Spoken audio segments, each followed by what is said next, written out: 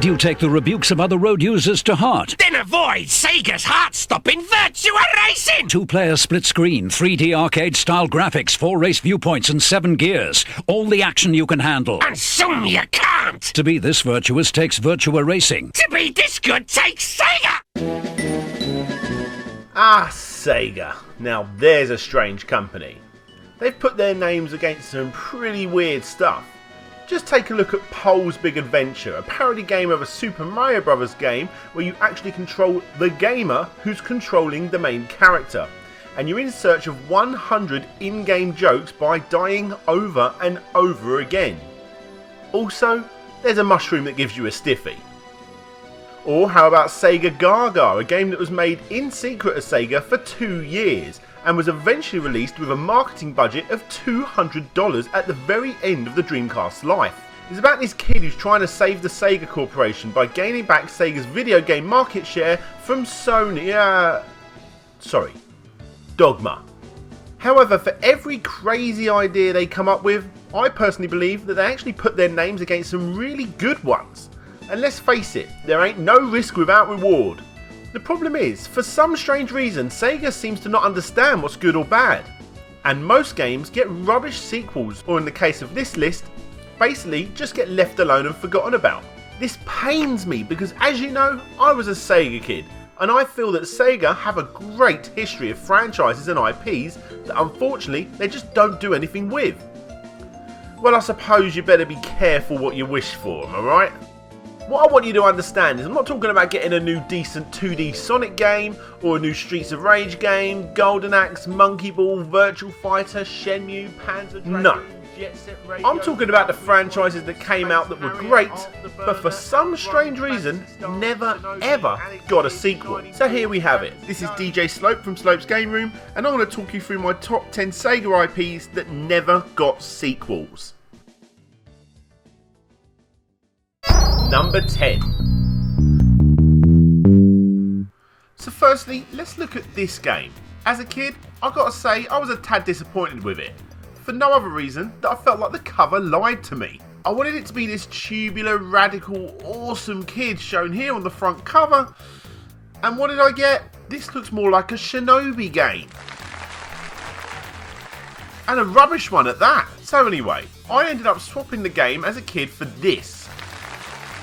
And sure, that game is great, one that I'll definitely cover in a future episode, but I've got to say, I was dumb as hell to get rid of this game, as it's actually pretty damn good. Why didn't I get rid of this one instead? So KC is set inside a virtual reality universe where you, Kid Chameleon, is the only guy to save the day and defeat the evil Heady Metal in a whopping 103 levels. Wow, 103 levels! That's almost double Zombies Ate My Neighbours, which came out a year later. So this game is a pretty simple platformer. We've all seen ones that look just like this. But in this game, you have the ability to put on masks, which changes your ability, hence the name Kid Chameleon. You can change your character to Iron Knight, Red Stealth, Berserker, Juggernaut, Micromax, Cyclops, Skycutter, Cyclone, and Maniacs, who obviously is a reference to the Splatterhouse games. However, as good as the game sounds, it's not perfect. Probably one of the reasons I got rid of it back in the day. The controls are what let the game down, and sure, eventually you get used to them, but it's not instantly as pick up and play as you'd hope. Either way, with the right sequels, this game could have spawned a franchise which actually helped spawn off other franchises in my opinion. If Kid Chameleon was able to suck up the abilities of other franchises and IPs, sort of like Kirby for Nintendo, I think it would have done Sega quite a lot of good. Number 9. Propeller Arena. This game was actually quite a hard game to add to this list. Why? It was never actually released. And why was that, I hear you ask? Because of 9/11. Or at least that's what Sega said. To be fair, it's a good reason. The game features online play where you fly planes in a New York style setting. No guesses what they're going to reenact here. But I just want to add something. This game was going to be released right at the end of the Dreamcast life. So if you ask me, I think Sega used the events of 9/11 as a little bit of an excuse not to release a game on their failing system. It's probably a bit of both. However, lucky for us, the game has actually been leaked online, and it's really quite good if I do say so myself, and I do.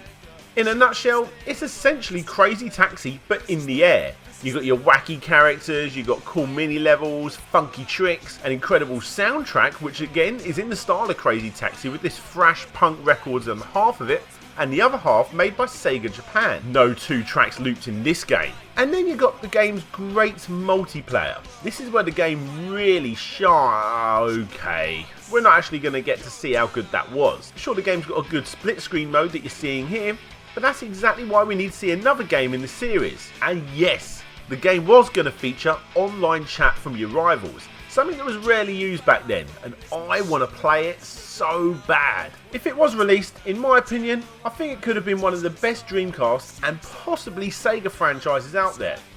An absolute must-have game. And before you go spamming the comments saying the game was in fact a sequel of Sega's Wing Wars, stop. You're wrong. Sure, they both involve shooting other planes in the sky, but that's about it. Propeller Arena is its own game entirely. I suppose you think Wing Wars is a sequel to Afterburner too, don't you? Number 8. Yu Suzuki was responsible for some of Sega's very best releases, including Hang On, Outrun, Virtual Fighter, the game we've just mentioned, Propeller Arena, and most recently Shenmue 3.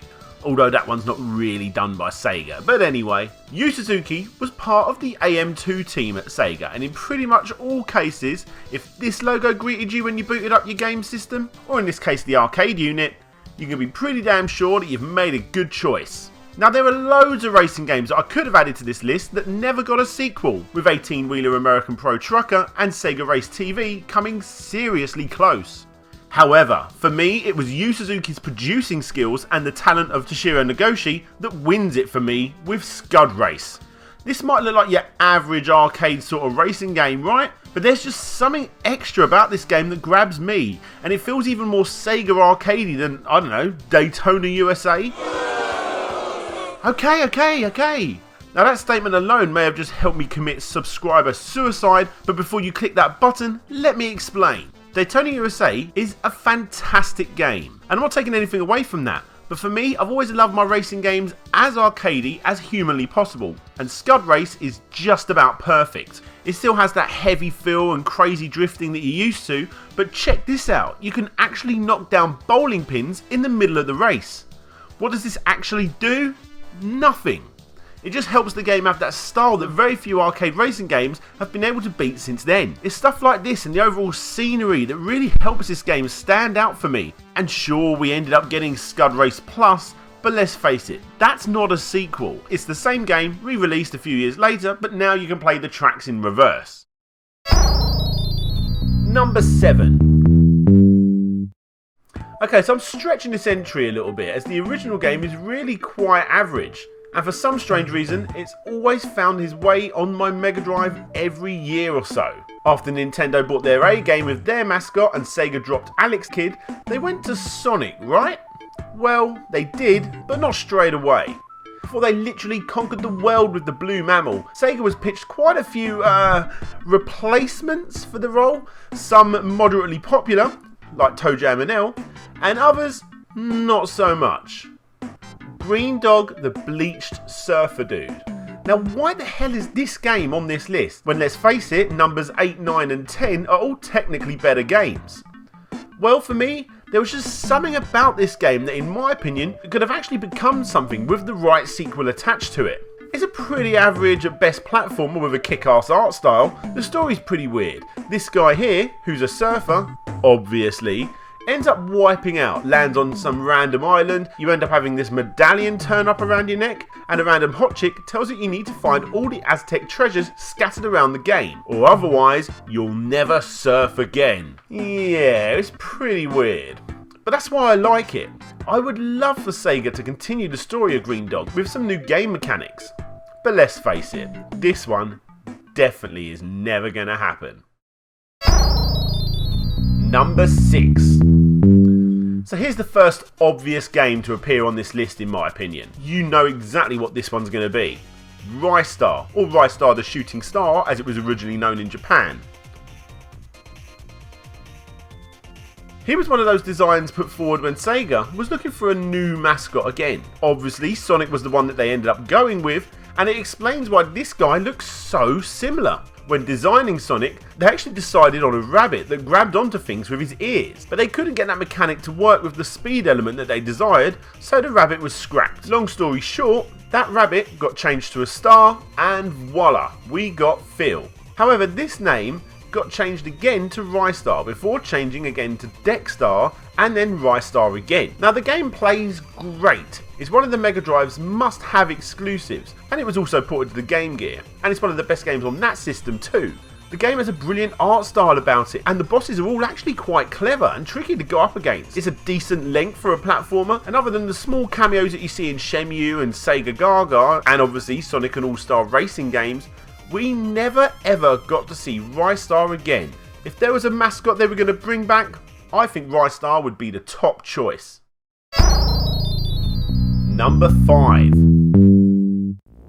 What I'm showing you here is an introduction to one of the 12 Sega Saturn games announced when the system was first unveiled at the June 1994 Tokyo Toy Show.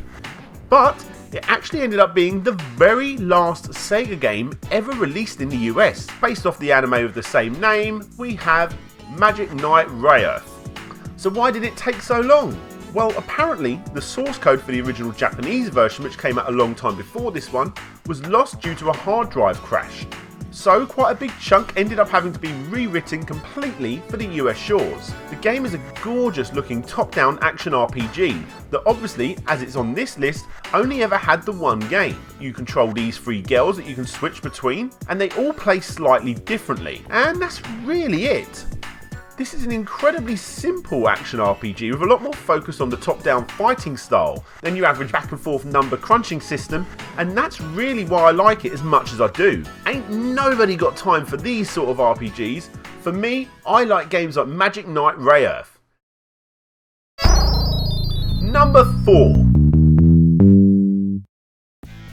If you have the Japanese release of Sonic Mega Collection and you load up every Mega Drive game 50 times, you unlock Comix Zone. Comix Zone is yet again one of those games that was almost brilliant. The game looks fantastic, the game plays pretty damn well, not perfect, but still good, and the music style and story molds together in a way that gives the game a unique style that I believe would fit quite nicely in today's modern Marvel obsessed world. When this game came out, I was dabbling in the world of comics, mainly Earthworm Jim, Judge Dredd, Turtles, Tank Girl, and this game was so appealing that it actually hooked me back into gaming. The story goes that Sketch Turner is working on a comic titled The Comix Zone, when all of a sudden lightning struck the panel and he got sucked into his own comic, becoming the hero. The story gets deeper, with characters in the comic believing that Sketch is the chosen one, but never really gets overly complicated. But what's really cool is, just like Streets of Rage, the game actually has multiple endings depending on how quickly you defeat the final boss. Now the game isn't perfect, but just like a lot of the games on this list, all it needs is another release or two to really find its footing. Heck, it could have been as popular as Streets of Rage if you ask me. The fans definitely want this to happen, and Sega knows it, and it's been a key player in pretty much all of Sega's old school compilations, as well as being ported to the Game Boy Advance, although I highly suggest that you don't touch that version. Number 3. What is it with Sonic Team and starting franchises and not finishing them? You got Choo Choo Rocket, Billy Hatcher, Jakugan, okay, maybe not Jakugan.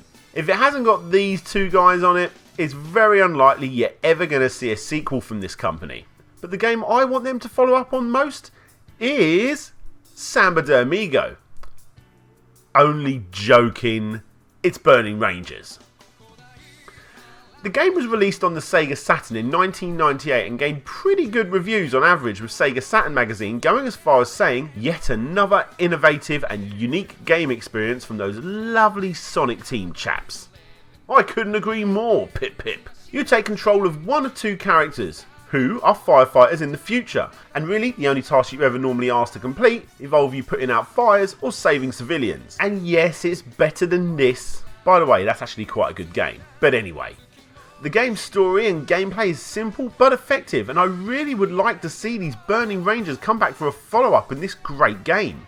Sega, however, have teased us by adding Burning Rangers references in all of these games, and the best has got to be Sonic and All-Star Racing Transformed, another great game.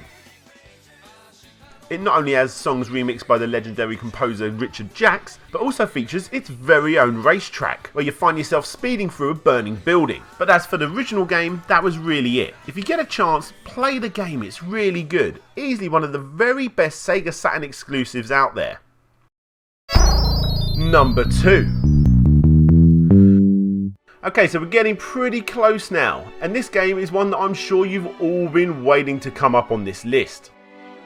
Back in between the late 90s and early noughties, Sega moved around its staff and studios to get them to work on separate projects on the Dreamcast, and the one we're going to be focusing on today is Overworks, who are believed to be made up mostly of Sega AM17 members.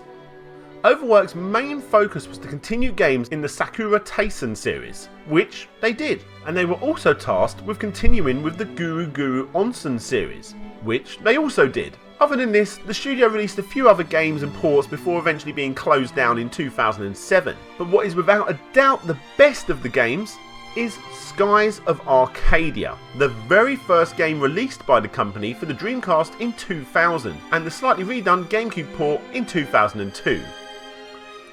Now, Skies of Arcadia is everything you would want from an RPG. Immersive worlds, great characters, great graphics, customizable options. And check this out, you can actually speak with this little guy, Pinter, and download a mini RPG to your VMU. And what's better is you can now bring the currency you earn in the VMU and put it back into this game. I don't want to talk about the storyline at all, as I don't want to give away anything, but if you like the look of this world and you're a fan of RPGs in any shape or form, heck, even if you're not, I'm not normally a fan of these sort of games, and I still like this game. All I can say is Skies of Arcadia is seriously going to stick with you. I cannot praise this game enough. It has hugely successful reviews behind it, it makes pretty much every creditable top 100 games of all time list, and well, you should just really pick this game up. Sure, you got the racetrack inspired level in Sonic and All-Stars Racing Transformed, and the main character ever so slightly appearing in Valkyrie Chronicles, the game and the anime. But as for a good true sequel to the original, Sega has done nothing with it since. Number 1. So here we are, the final entry on this list. Now I'm sure most of you was expecting Skies of Arcadia to be number 1, and it almost was, but there is one game that ever since I had my Mega Drive has always stuck with me. Hello people, it's a totally non-scripted cameo from me, Guru Larry. I'm here to tell you that Alien Storm is technically a sequel to Sega's 1987 arcade game Alien Syndrome. In fact, Ricky and Mary, the main characters from Alien Syndrome, were originally the names of the man and woman in Alien Storm. Bet you didn't know that, did you? Well, obviously, as you made this video about this information, you numbnut. Yes, thank you, Larry, but what I want to see is a sequel to this game. Comparing Alien Syndrome to Alien Storm is like comparing Sonic 1 with Sonic Shuffle. So thank you for your interruptions, but your point is invalid. Well, you asked me to record this live for you. Right, okay, yes, thank you, goodbye. Anyway, back to Alien Storm.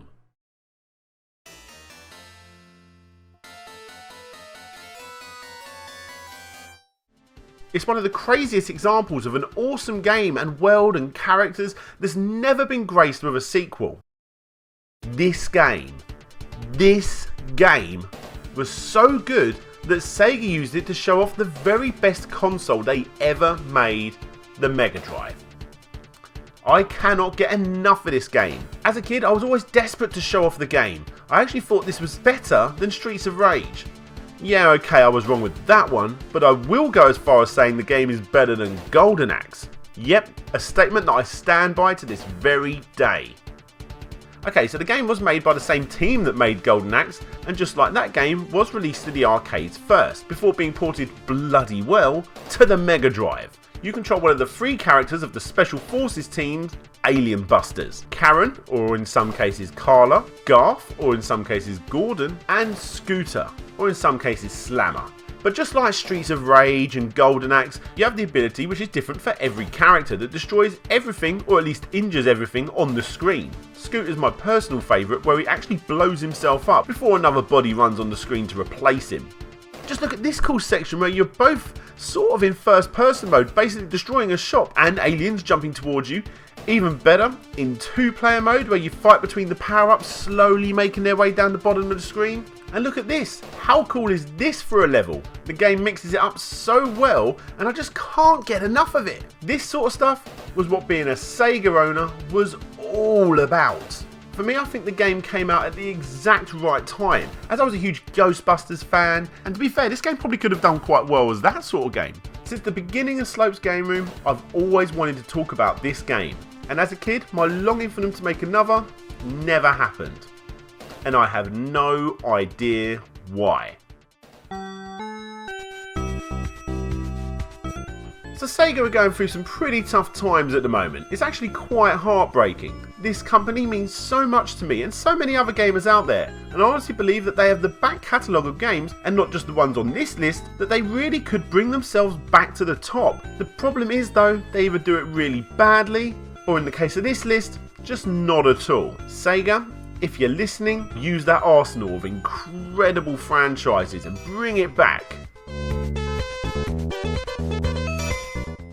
Hey guys, thanks for watching the video. As usual, I've put a couple of links up here that I think you might like. Obviously we've got the Shenmue story, and if you're a big fan of Sega, then I definitely suggest checking that one out. If you want to go a little bit more obscure with Sega, then you've got the Sega Ninja Princess, a game that almost made this list, but I wasn't too sure because there was a mobile game that came out a few years ago.